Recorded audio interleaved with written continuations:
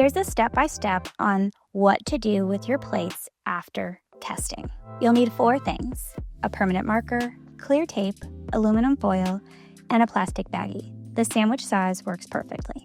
Use clear tape to seal the outside rim of the plate shut. Never unseal the tape or remove the test plate lid. Label the plate with a permanent marker. Include the date, time, and room or item tested. Wrap the plate in aluminum foil because mold needs to be out of direct light in order to grow. Place the plate in a plastic bag and repeat this process for all plates. Put them in a warm, dry place, ideally above 72 degrees Fahrenheit, for proper incubation, and wait for 5 to 7 days. A good place for this is typically the top of the refrigerator. During this time after testing, but before checking the plates, be patient. Yeast and mold require 4 to 6 days to culture. The plates need that time. If you have more questions, visit us at microbalancehealthproducts.com or leave them for us in the comments.